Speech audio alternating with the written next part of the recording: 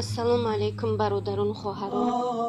Ман як зан модар дар шаҳраки Анапа кору зиндагӣ мекунам. Муддати 6 сол шуд. Ман 3 сол шуд ки ҳуҷҷат надорам. Паспорт тоҷикиямро дар хонаи як армянка кор мекардам, аз дастам гирифта буд. Бисёр зулм ки кард.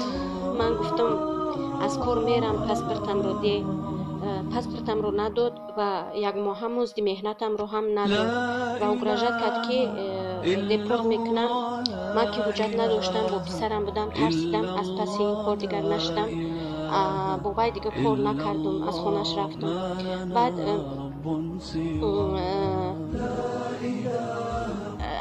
пасш ки нашидам ин кора, бо гашта ҳамо пештар ҷои кор мекардам, хонаи як зану марди руста. Ино рафтам, иноам гуфтанд ки рафтам ба сар ман гуфтанд ойликта зиёдтар мекунем. Инҷа рафтан ба сабаби вай буд ки ойликам камтар буд. Баъд ино рафтам ба сар ман ки ойликта зиёдтар мекунем, гард биё. Он вақт 15 та мегирифтам, ино бо 25 та кардану овардан, ҷои хом бепул. рафторошон нисбати ман хуба. Ино чихел бо мада бовари сахт карданда. Баъд дар инҷа ман қатъи писарам будам. Писарам 3 бор депорт шуд, рафт, бо паспортоша алиш кард, омад, ном фамилия дигар қатъи ҳамин хел гуфтам бачаҷони кора накун, охи як бор карди, ду бор карди, сеюм бора ҳамин кора накун. Ҳамин хел модар ҳис мекунад ҳамин кора. Баъд алиш кард, омад. Як сол дар инҷа буд. И Анапа шаҳраки майда ки ҳаст, иқа вай нестай. Баъд корш инҷа чихел гум тобистон корш ҳастай, зимистон кор нестай. Бачаҳо резан телефон кардан ки биё инҷа да кор нағзай. Хест рафт. Гуфтам нара, ҳами ҳис кардам ки чӣ коре мешава. Нара гуфт кор нағзай, то кая ҳочами ойли қатъи мегардем, камтар ойли ки калонай. гуфт нағзай мерам. Рафт бози кор да надромада, ҳамо шаҳр да дромад ки қабидан ҳуҷҷатоша тафтиш кардан ки ҳамаш қалбакӣ, ном фамилияш ҳамаш қалбакӣ бурдан. Даниёш бромад 3 бор паспорто, ном фамилияи дигар қатъи омад. Як сол шуд ки як сол маҳкам буд сизода. Ина қариб 1.5-2 моҳ мешад ки бурдан тюрма. Вай дар муддати 4 сол маҳкамш кардан. Ва ман як модар зан аку гуфтам ки модар чӣ ҳолата, дар ҳамаи ҳолатҳо чӣ хел мешава.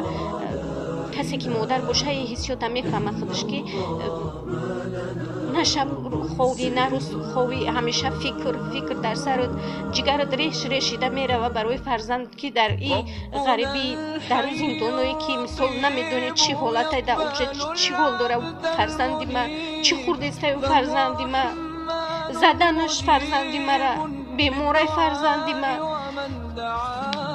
хулоса ки ҳишаи дасти ҳамин модар шидам, ай дастам ҳеҷ кор наомад ба ҷуз дуо. Парвардигор раҳм кунад худаш ба ҳоли мо ғарибо, ба ҳоли мо мусалмонон. ва мушкилии худам ҳам ки ҳеҷ ҳуҷҷат надорам. Загран паспортам 1 сол шуд, муддаташ тамом шуд, рафт. Ба ғайр аз инам ойликмон ҳам хел мешид ки ба ҳуҷҷаткуниям, ба патентам намерасид. хулоса баъд ҳам хел беҳуҷҷат шида мондум. аку ниятам ки мегӯям як бор равм дидори фарзандам бинам, рӯи фарзандам бинам. ҳеҷ илоҷ надорам. 3 рӯз боз баъди моҳи гузашта 3 рӯз боз ҳамин хел дарди шадиде ай тарафи ҷигарам буд, ай тарафи ваем буд. сахт шид. соҳибхоназан ёри таҷили файрод кард. Дидан гуфтанд ки талхада сангай, срочно больница гирифтам. гуфтан та больница ҳеҷ кас қабул накард. гуфтан ҳеҷ документ нестай, қабул карда наметавонӣ. соҳибхона гуфт чанд қабуле меша, метиюм илоҷ бинен, чора бинен. гуфт не, мо намехоҳем ки ягон гап хабар бифаҳмем. баъд ҳамин хел худованди меҳрубон худаш дардма сабур кард, дуома қабул кард, ашки чашма дид, раҳмаш омад.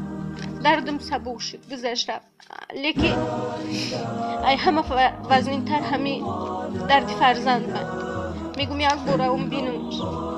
اصلا به همین حجت دانم هیچ کاری دستم نمیاد رفتم نمیتونم بگم کارم کردم نمیتونم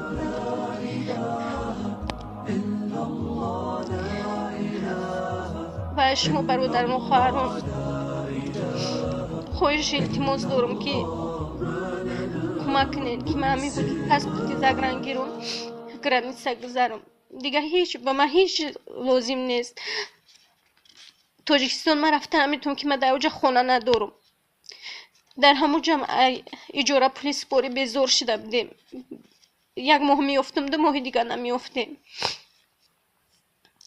اینجا شکر الله الحمدلله سوزه خونه دادگی من تا در همین حوالی زندگی دارم مناسبتاشو نغزه سوزن من در ظلم نمیکنن که وقت خواستم کار میکنم که وقت خواستم ادیخ میکنم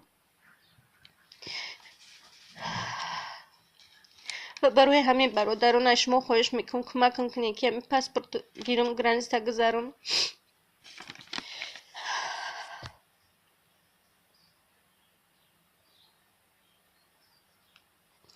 من در غیر شما تاجیکو دیگه هیچ کار ملت یاردن کردن نمیتونه چون که هر کس با ملتی خودشه اولا که الله مهربان خودش سبب میآفره در هر یقینی در هر یک مشکلی سبب میآفره شاید همین سبب مشکلی من شما شوید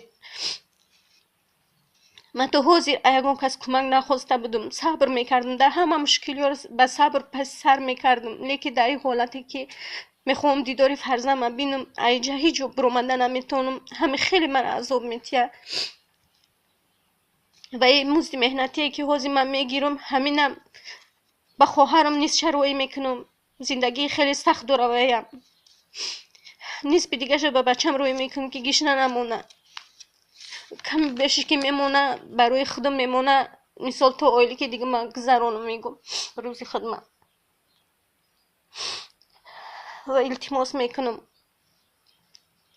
برادران و خواهران خواهش مرا یک طرف نگذارین کمک کنید کمک مالی هم که نباشد به من قرض حسنتین انشالله که شاید که باش دکومنت همین پاسپورت گیرم رجیستراسیون کنم برگشته بیام به همین جای کار من شاید این صاحب خانه زن من در همون مقدار پول میتیم شما در برمیگردونم اما پیش این نمیتید چون که شما خودتون همت میدونین که ممکن فکر میکنه که من گریختم میرم دیگه بر نمیگردم اما وقتی که برگشتم اومدم این پول من نمیتیم شما در برمیگردونم